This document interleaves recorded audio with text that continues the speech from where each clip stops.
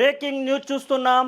తెలంగాణ రాష్ట్రంలో MPTC ZPTC elections సంబంధించినటువంటి విషయంలో సందిగ్ధత ఇంకా కొనసాగుతూ ఉంది. మంత్రివర్గ సమావేశంలో కూడా నిన్న ఈ విషయం పైన ముఖ్యమంత్రి మంత్రులతో చర్చించినట్టుగా తెలుస్తూ ఉంది. అధికారులను పూర్తిస్థాయి మంత్రివర్గం పూర్తయిన తర్వాత మంత్రివర్గ సమావేశంలో తీసుకున్నటువంటి నిర్ణయాలు తీసుకున్న తర్వాత అధికారులను బయటకు పంపించి మరి మంత్రులతో ముఖ్యమంత్రి చర్చించినట్టుగా తెలుస్తూ ఉంది. ప్రధానంగా బీసీలకు సంబంధించినటువంటి విషయంలో 42% రిజర్వేషన్ అంశం ఇంకా పూర్తిగా కొలికైతే రాలేదు. అది కొలిక్కి రాకుండానే ఇప్పటికే మున్సిపాలిటీ ఎలక్షన్స్ను పూర్తి చేయడం జరిగింది.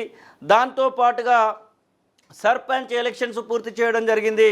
మొత్తం మీద బీసీల విషయంలో కొంత ఇబ్బందుల పాలవుతున్నామని గుర్తించినటువంటి రేవంత్ సర్కార్ ఖచ్చితంగా ప్రాదేశిక ఎన్నికలు ఎంపీటీసీ జెడ్పీటీసీలకు సంబంధించినటువంటి విషయంలో ఆచితూచి అడుగులు వేయాలని చెప్పేసి ఆలోచిస్తున్నట్టుగా తెలుస్తూ ఉంది. ఇక ఖచ్చితంగా మార్చి 31 లోపల పెట్టకపోతే మార్చి 31 లోపల కొత్త పాలక వర్గాలు ఎంపీటీసీ జెడ్పీటీసీలకు కొలువు తీరకపోతే 15th ఫైనాన్స్ కమిషన్ 15వ ఆర్థిక సంఘం నిధులు వెనక్కిపోతాయన్నటువంటి ఒక క్వశ్చన్ మార్క్ ఒకవైపు కనబడతా ఉంది. మరొక వైపు ఖచ్చితంగా ఎంపీటీసీ జెడ్పీటీసీ ఎలక్షన్స్ నిర్వహించాలా వద్దా, ఒకవేళ నిర్వహించకపోతే 1999కి పూర్వం ఉన్నట్టుగానే ఏదైతే ప్రత్యక్ష ఎలక్షన్స్ కాకుండా పరోక్ష ఎన్నిక ఎంపీపీలకు జెడ్పీలకు సంబంధించి జిల్లా పరిషత్ చైర్మన్లకి అలాగే మండల పరిషత్ సంబంధించినటువంటి విషయంలో పరోక్ష ఎన్నిక సర్పంచులే ఎన్నికనే విధంగా చేస్తే ఎలా ఉంటుంది అని కూడా ఆలోచిస్తున్నట్టుగా తెలుస్తూ ఉంది. దీనివలన రాజకీయ నిరుద్యోగుల విషయంలో ఎలా ముందుకు వెళ్ళాలి, ఎవరైతే సర్పంచ్కి ఓడిపోయినటువంటి వాళ్ళు ఎంపీటీసీ కోసం ఎదురు చూస్తూ ఉంటారు. ఒకవేళ సర్పంచ్కి రిజర్వేషన్ రాకుంటే ఎంపీటీసీకి రిజర్వేషన్ వస్తుందేమో అనే ఆశతో ఉన్నటువంటి వాళ్ళు ఉంటారు. చాలా వరకు జనరల్ కేటగిరీకి వస్తే ఎవరైనా పోటీ చేయొచ్చేమో, కానీ జనరల్ కాకుండా రిజర్వేషన్ స్థానాలు వస్తే ఖచ్చితంగా ఇబ్బందులు ఉంటాయి. కాబట్టి ఆయా ప్రాంతాలలో ఎంపీటీసీ గానో జెడ్పీటీసీ గానో పోటీ చేసి వారి యొక్క రాజకీయ ప్రస్థానాన్ని కొనసాగించుకోవాలనుకునేటువంటి వాళ్ళకు మాత్రము ఇదొకందుకు గుడిబండగానే చెప్పుకోవచ్చు. పరోక్ష ఎన్నికలు పెడితే ఇక బీసీలకు సంబంధించినటువంటి రిజర్వేషన్ అంశం ఇప్పటికే సుప్రీంకోర్టులో తేటతెల్లమైంది. 42% రిజర్వేషన్ ఇవ్వకూడదంటూ చెప్పినటువంటి సందర్భాన్ని మనం చూసాము.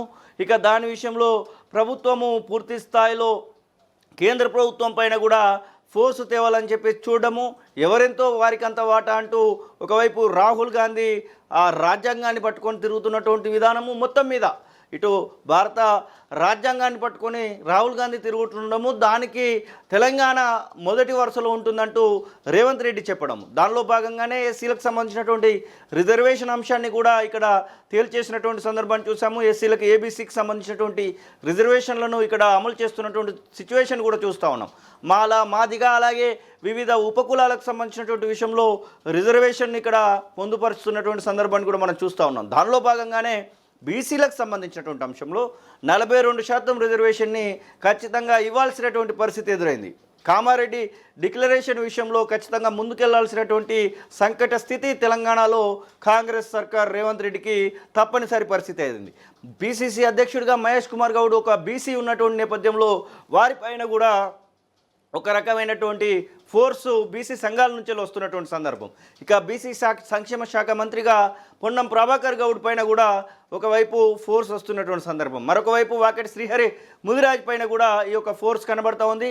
ఒకవైపు కొండ సురేఖ పైన కూడా ఈ ఫోర్స్ కనబడతా ఉంది. బీసీలకు సంబంధించినటువంటి లీడర్లందరిపైన కూడా ఒక అంతకు ఈ యొక్క ఫోర్స్ ఉన్నటువంటి నేపథ్యంలో ఖచ్చితంగా ఎలా ముందుకు వెళ్ళాలి అనేటువంటి విషయంలో ముఖ్యమంత్రి స్వయంగా మంత్రులతో చర్చించినట్టుగా తెలుస్తూ ఉంది. ఖచ్చితంగా జూన్ తర్వాతే దీనికి సంబంధించినటువంటి విషయంలో ఒక పర్ఫెక్ట్ క్లారిటీ అయితే రాబోతున్నట్టుగా తెలుస్తూ ఉంది. ఎంపీటీసీ జెడ్పీటీసీ ఎలక్షన్స్ ఉంటాయా, ఉండకపోతే పరోక్ష ఎలక్షన్స్ ఎలా ఉంటాయి, పరోక్ష ఎలక్షన్స్ పెడితే ఎలాంటి వెసులుబాటు చూసుకోవాల్సి వస్తుంది, ఎలా ప్రజల నుంచి ఎలాంటి రెస్పాన్స్ కనబడబోతూ ఉంది, ఇక బీసీ సంఘాలు ఎలా రియాక్ట్ అవుతాయి, అలాగే ఏదైతే నామినేటెడ్ పోస్టులు రాక కాంగ్రెస్ జెండా పట్టుకొని మోస్తున్నటువంటి కార్యకర్తలకు ఎలాంటి సమాధానం చెప్పాల్సి వస్తుంది, ఇవన్నింటి విషయంలో కూడా బేరీజు వేస్తున్నట్టుగా తెలుస్తూ ఉంది. ఖచ్చితంగా ఎంపీటీసీ జెడ్పీటీసీ విషయంలో మాత్రం రేవంత్ ఆచితూచి అడుగులు వేస్తున్నట్టుగానే స్పష్టంగా కనబడతా ఉంది. ఇక జిహెచ్ఎంసీ అలాగే greater Warangal municipal corporation, Siddipet municipal corporation, పలు మున్సిపల్ కార్పొరేషన్ల ఎలక్షన్స్ పూర్తి చేసిన తర్వాతే ఎంపీటీసీ జెడ్పీటీసీ ఎలక్షన్స్కు వెళ్తారనేటువంటి సమాధానాలు అయితే మనం చూస్తూ ఉన్నాం. చూడాలి మరి ఎన్ని రోజుల పాటు ఈ యొక్క వాయిదా అనేది కొనసాగుతూ ఉంది. జెడ్పీపీ అలా జిల్లా పరిషత్ చైర్మన్లు అలాగే ఎంపీటీసీలకు సంబంధించి మండల పరిషత్కు సంబంధించి ఎలా ముందుకెళ్తారు అనే దానికైతే ఒక ప్రశ్నగానే కనబడుతూ ఉంది. ఒకవైపు ఫైనాన్స్ కమిషన్ నిధులు రాకపోవడం, మరొక వైపు ఈ యొక్క ఎలక్షన్స్ను ఎలా పెట్టాలి, బీసీలకు ఎలాంటి సమాధానం చెప్పాలనేటువంటి విషయంలో ఒక సంకట స్థితి ఏర్పడడం అయితే తెలంగాణ రాష్ట్ర ప్రభుత్వం ముందున్నటువంటి ఒక సవాలుగా కనబడుతూ ఉంది.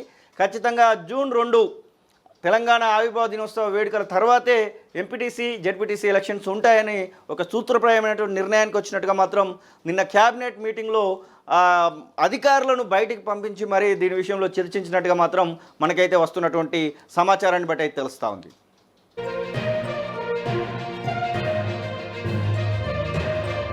అసలైన తొలి వెలుగు. ఫాలో వాట్సాప్ @తొలి వెలుగు అఫీషియల్.